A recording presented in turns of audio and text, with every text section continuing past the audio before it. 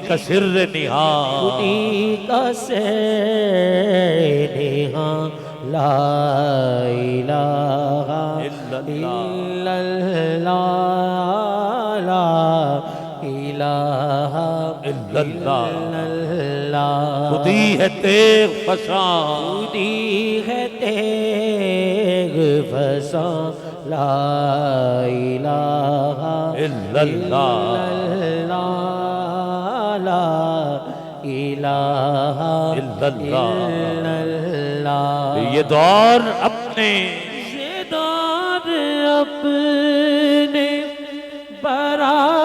براہیم کی تلاش میں ہے تلاش میں ہے یہ دور اپنے اور اب براہیم کی تلاش میں ہے تلاش میں ہے صنم قدا ہے جہاں پتا ہے جہاں لا الہ الا اللہ لا لا الہ اللہ الا اللہ لا الہ الا اللہ اللہ حضور کی آمد تھی کہ حضرت جبریل سے لے کے جتنے فرشتے تھے وہ سارے حضرت جبریل کی قیادت میں ایک جلوس کی صورت میں کلمہ حق ادا کرتے ہوئے آسمان سے اترتے آ رہے تھے۔ حضرت آدم علیہ السلام سے لے کے حضرت عیسیٰ علیہ السلام تک سارے نبی حضور کے گھر حضور کو سلام کرنے کے لیے حاضر ہو رہے تھے۔ جتنی حوریں تھیں حوریں بھی حضور کی بارگاہ میں عقیدت کے پھول نچھاور کرنے کے لیے جنت سے اتر چکی تھی، یہاں تک کہ جنت کے پرندے بھی اماں آمینہ کے گھر میں جو کھجور تھی ارے اس کا طواف کر رہے تھے، اور صدائیں لا الہ الا اللہ کی جاری۔ لا الہ الا اللہ لا الہ الا اللہ لا الہ۔ راستے صاف بتاتے ہیں کہ آپ آتے ہیں، راستے صاف بتاتے ہیں کہ آپ آتے ہیں، لوگ محفل کو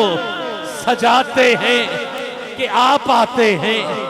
آنکھ رہ رہ کے اٹھاتے ہیں کہ آپ آتے ہیں، ان کی آمد کے پیامی ہیں سبھا کے جھونکے، ہر چیز نے خوشی کا اظہار کیا، ان کی آمد کے پیامی ہیں سبھا کے جھونکے، پھول شاخوں کو ہلاتے ہیں کہ آپ آتے ہیں، چاند تاروں میں نصیر آج بڑی ہلچل ہے، یہی آثار بتاتے ہیں کہ آپ آتے ہیں۔ الا اللہ لا الہ الا اللہ، اس کی آواز تھوڑی سی لا الہ الا اللہ، گونج پڑ جائے گا، اٹھاؤ دونوں ہاتھ اور بلند آواز میں کہیے لا الہ الا اللہ۔ جس مہینے میں ہم حضور کے میلاد کی محفل سجائے بیٹھے ہیں، اس مہینے میں جو رات گزری ہے 11 ربیع الاول کی رات اور 12 ربیع الاول کا وہ دن جس دن ہر سنی ہر عاشق جھنڈے لے کے مرحبا کی صدائیں لگاتا ہوا اپنی اپنی مسجد سے روانہ ہوتا ہے، یقیناً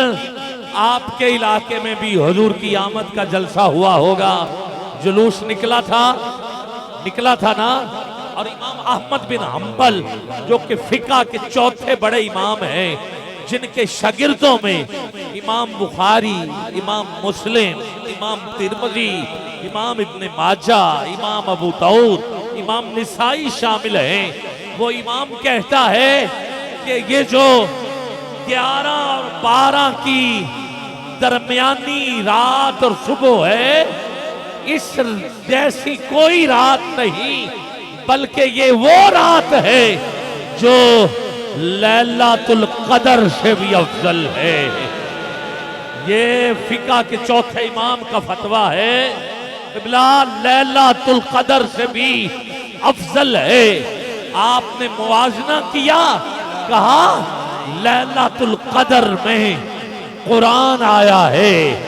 ارے اس رات اس کی آمد ہوئی تھی جس کی ادائیں قرآن ہے، جو قرآن والا ہے۔ ارے جس کی رب قسمیں اٹھا کے قرآن بناتا ہے، چہرے کی بات تو والضحیٰ، زلفوں کی بات تو واللیل، سینے کی بات تو یاسین، مصطفیٰ۔ آؤ آگے بڑھتے ہیں، چلیں تو قرآن، اٹھیں تو قرآن، بیٹھیں تو قرآن، ہاتھوں کا ذکر ہو تو ید اللہ کی صورت میں قرآن۔ گرامی قدر پتہ چل گیا، مصطفیٰ کی تعریف کا نام قرآن ہے، اور تب صرف 70,000 فرشتے آئے اس رات۔ آؤ جو ربیع الاول میں رات تھی، تب صرف فرشتے نہیں بلکہ نبی بھی آئے، فرشتے بھی آئے، حوریں بھی آئیں، ہر طرح لا الہ الا اللہ کی صدائیں، الا اللہ، لا الہ الا اللہ۔ جب عشق سکھاتا ہے آداب خود آگاہی کھلتے ہیں غلاموں پر، اسرار شہنشاہی۔ اے طائر لاہوتی، اس رزق سے موت اچھی جس رزق سے آتی ہو، پرواز میں کوتاہی داراؤ سکندر سے، وہ مرد فقیر اولا ہو جس کی فقیری میں بوئے اسد اللہ آئین جمع مردان، حق گوئی بے باکی اللہ کے شیروں کو آتی نہیں۔ جو گھر میں سب سے پہلے چلے وہ مولا علی تھے، جو عورتوں میں سب سے پہلے ساتھ چلی وہ حضرت خدیجہ الکبریٰ تھی، جو رشتہ داروں میں سب سے پہلی ہستی وہ امیر حمزہ تھے، غلاموں میں جو سب سے پہلے آئے وہ حضرت بلال حبشی تھے، چھٹے نمبر پر آپ کی پھپھو کے بیٹے آؤ وہ حضرت عثمان غنی تھے، پھر حضرت عمر فاروق کے بہنوئی اور آپ کی ہمشیرہ، پھر حضرت ارکم تھے۔ گرامی قدر پھر یہ بات چلتی گئی، ارکم کے گھر میں کلمہ حق کی صدائیں بلند ہوتی گئی۔ پھر جب 39 ہو گئے تو وہ جس کے بارے میں حضور نے خود دعا فرمائی، وہ ہستی جس کا نام لوں تو سبحان اللہ ضرور کہنا، گرامی قدر وہ حضرت عمر فاروق، جس سے پورا مکہ ڈرتا تھا، جس کا رعب اتنا تھا قبلہ پورا مکہ جس فرد واحد سے کام جاتا تھا اس کا نام سن کر بھی، وہ حضرت عمر فاروق تھے، جو ایک لمحہ بھی نہیں لگاتے تھے۔ اگر کسی نے کہہ دیا کچھ تو بس پھر اسی وقت بدلہ شروع۔ وہ عمر جب آپ نے اپنی ہمشیرہ سے اللہ کا کلام سنا، بس پھر سر جھک گیا، زلف دیکھی ہے کہ نظروں نے ہٹا دیکھی ہے، لٹ گیا جس نے بھی محمد کی ادا دیکھی ہے۔ تلوار میں اندر ہے، میدان کے اندر تلوار ہے، خود سواری پہ سوار ہیں، گھر سے چلے ہیں، آنسو بہ رہے ہیں، سر جھکا ہوا ہے۔ حضرت امیر حمزہ ارکم کے گھر کے دروازے پر تلوار باہر نکال کے کھڑے تھے، کیونکہ ان کو کسی نے بتایا تھا کہ عمر آ رہے ہیں اور کسی اور ارادے سے آ رہے ہیں، مگر جب عمر کو آتے دیکھا تو یہ ارادہ اور ہی تھا۔ سواری کی رفتار کم تھی، تلوار میان کے اندر تھی، سر جھکا ہوا تھا، عمر رو رہے تھے۔ پتہ چل گیا تھا کہ عمر اب کوئی اور ارادہ لے کے آ رہا ہے۔ جب حضور کو حضرت امیر حمزہ نے بتایا کہ انداز کچھ یہ ہے تو حضور نے فرمایا آنے دیجئے۔ گرامی قدر حضرت عمر فاروق ارقم کے گھر میں داخل ہوئے، حضور کا ہاتھ پکڑا اور جو بات کہی اس میں سبحان اللہ ضرور کہیے گا، کہا کہ اب بات چھپ کے نہیں ہوگی، اب شہنے کعبہ کے اندر کھڑے ہو کر کلمہ حق ادا کیا جائے گا۔ اگرچہ بت ہیں، اگرچہ بت ہے جماعت کی آستینوں میں، اگرچہ بت ہیں، اگرچہ بت ہے جماعت کی آستینوں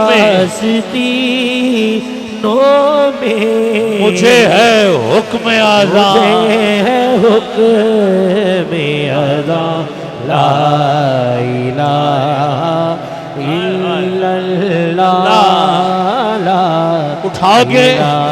عمر کے ہاتھ پر بھی دونوں ہاتھ بلند ہو جائیں۔ کیا بات ہے، تجھے عمر فاروق کا واسطہ دیتا ہوں، ایسے نہیں، ذرا ایسے ہاتھ بلند، مجھے ہے حکم اذاں، مجھے ہے حکم اذاں، لا الہ۔ کلمے کی طاقت تھی۔ حضور کے جتنے غلام، جتنے صحابہ، پھر انہوں نے یہ نہیں پوچھا، بس حضور نے کہہ دیا تو صحابہ کا یہ عقیدہ تھا، یہ طریقہ تھا کہ وہ جو حضور بولتے ہیں بس ویسے ہی، کیونکہ چنانچہ اگرچہ کیوں کیسے اگر مگر لیکن کچھ نہیں، جو حضور نے کہہ دیا بس صحابہ نے لبے، آگے سے کوئی وضاحت نہیں۔ والدین چھوڑے، بچے چھوڑے، وطن چھوڑا، جی وطن چھوڑا، گھر چھوڑا، سب کچھ چھوڑا، بس یہاں تک کہ جو حضور کا نہیں وہ ہمارا نہیں، جو حضور کا نہیں وہ ہمارا نہیں۔ گرامی قدر یہاں تک کہ وطن بھی چھوڑا حضور کے لیے۔ اور یاد ہوگا، اقبال کو پڑھ رہا ہوں، جب غزوہ تبوک میں حضرت ابوبکر صدیق اور عمر فاروق کیا ہوا، آدھا مال عمر حضور کی بارگاہ میں پیش کر چکے تھے اور یہ دل میں خیال تھا آج بازی میری ہوگی، مگر اتنے میں وہ رفیق نبوت بھی آ گیا۔ آؤ اتنے میں وہ رفیق نبوت بھی آ گیا۔ میں صدیق اکبر کی شان پڑھ رہا ہوں اور اقبال کی زبانی پڑھ رہا ہوں، اتنے میں وہ رفیق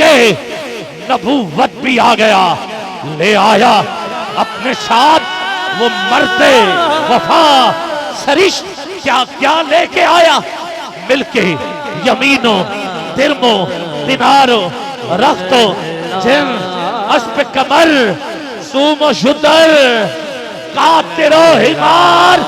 حضور نے پوچھا گھر کیا چھوڑا، عرض کی آقا پروانے کو چراغ ہے، بلبل کو اٹھاؤ گے دونوں ہاتھ ابوبکر کے نام پر، پروانے کو چراغ ہے، بلبل کو پھول بس صدیق کے لیے ہے، خدا کا رسول بس یہ مال و دولت دنیا، مال و دولت دنیا یہ رشتہ ہو پیوند، مال و یہ مال و دولت دولت دنیا دنیا یہ رشتہ بتانے وہم و گمان لا الہ الا اللہ لا الہ الا اللہ لا الہ الفاظ و معنی